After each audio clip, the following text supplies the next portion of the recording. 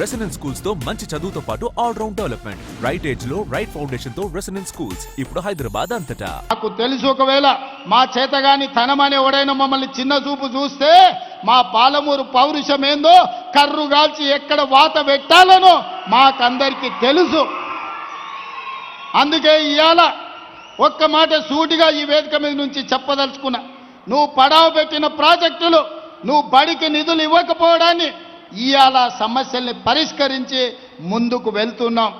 నచ్చితే వచ్చి ఆశీర్వదించు, నచ్చకపోతే నీ ఫామ్ హౌస్లో నువ్వు విశ్రాంతి తీసుకో, అంతే తప్ప మారు వేషాలలో మారీచులను పంపితే ఇక్కడ చూస్తూ ఊరుకునేవాడు ఎవడు లేడు. అందుకే మిత్రులారా, ప్రతి 2-3 నెలలకు వస్తూనే ఉంటా. మా ఎమ్మెల్యేలందరికీ, మా ఎంపీలందరికీ కూడా ఇంతకుముందే పెద్దల అరుణమ్మ గారు చెప్పినారు, ఎన్నికలప్పుడు నా ఓటమికి మా అందరూ ప్రయత్నం చేసిండ్రని. నేనేం దాపరికం లేదు, నేను నిలబడితే కూడా అన్ని మీటింగులు చేయను, అంతకంటే ఎక్కువ మీటింగులు మహబూబ్నగర్ ఎంపీ కోసం, వంశీచంద్రెడ్డిని గెలిపించడం కోసం తిరిగిన. ఒకవేళ నేనే నిలబడితే 4 మీటింగులు చేస్తోని, కానీ వంశీచంద్రెడ్డిని గెలిపించాలి, మా అరుణమ్మను ఓడగొట్టాలని 14 మీటింగులు పెట్టిన మహబూబ్నగర్ పార్లమెంట్లో. కానీ ప్రజలు వారిని ఆశీర్వదించారు, గెలిపించారు. ఎన్నికలు అయిపోయినాయి. ఎన్నికల తర్వాత రాజకీయాలు లేవు, కుట్రలు కుతంత్రాలు లేవు. ఈ దేశానికి ప్రధానమంత్రి నరేంద్ర మోడీ, మహబూబ్నగర్కు పార్లమెంటు సభ్యులు డీకే అరుణమ్మ, తెలంగాణ రాష్ట్ర ప్రభుత్వంలో మేమున్నాం, కేంద్ర ప్రభుత్వంలో వాళ్ళు ఉన్నారు. ఇచ్చి పుచ్చుకునే ధోరణితో సమస్యల పరిష్కారం కోసం, సమస్యల్ని పరిష్కరించి పాలమూరు అభివృద్ధి కోసం కలిసిమెలిసి ముందుకు వెళ్తాం తప్ప ఈనాడు మేము చిల్లర రాజకీయాల కోసం, లేకపోతే ఈ ప్రాంత అభివృద్ధిని అడ్డుకునే సమస్యనే లేదు. అందుకే మిత్రులారా, ఇది గిట్టని వాళ్ళు కొంతమంది ఉంటారు, అంటుంటారు రేవంత్ రెడ్డి వైపు పదే మోడీని కలుస్తారని. కలవకపోతే ఏం చేస్తామే? అనుమతులు రావాలి, నిధులు తేవాలి అంటే ఇచ్చే వాళ్ళని కలవాలనా లేదా? ఇవాళ మీరు ఇందిరమ్మ ఇల్లు కావాలంటే స్థానిక ఎమ్మెల్యేని కలుస్తలేరా?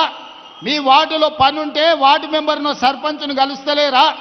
ఈరోజు గ్రామంలో ఏదైనా అభివృద్ధి జరగాలంటే సర్పంచ్ ఎంత కీలకమో, ఈ దేశంలో ఏ రాష్ట్రమైన అభివృద్ధి జరగాలంటే ప్రధానమంత్రి గారు కూడా అంతే కీలకం. దేశ ప్రధానమంత్రిగా వారిని గౌరవిస్తాం, మన రాష్ట్రానికి రావాల్సిన నిధులు, అనుమతులను తెచ్చుకుంటాం.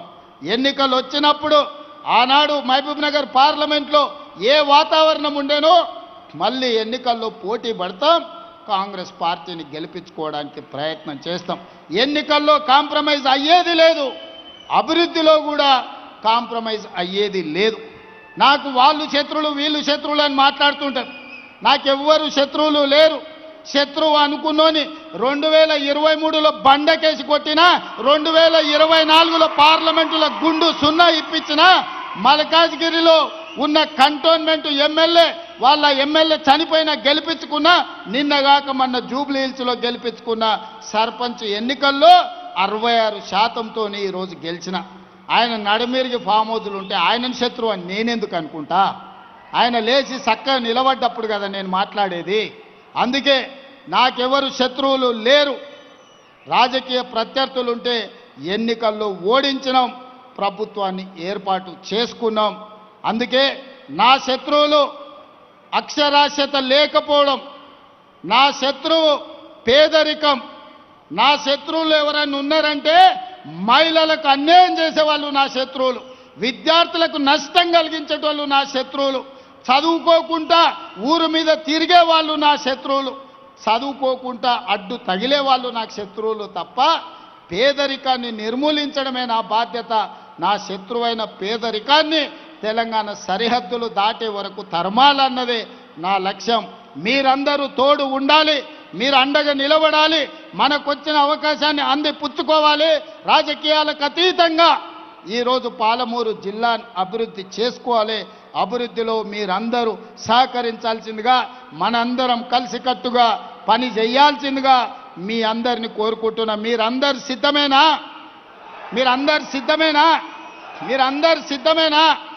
మరి సిద్ధమైతే రాబోయే మున్సిపల్ ఎన్నికల్లో మంచోళ్ళని గెలిపించండి. మనోళ్ళని గెలిపించండి, మంత్రులతో కలిసి పనిచేసేటోళ్ళను మున్సిపల్ ఎన్నికల్లో గెలిపించండి.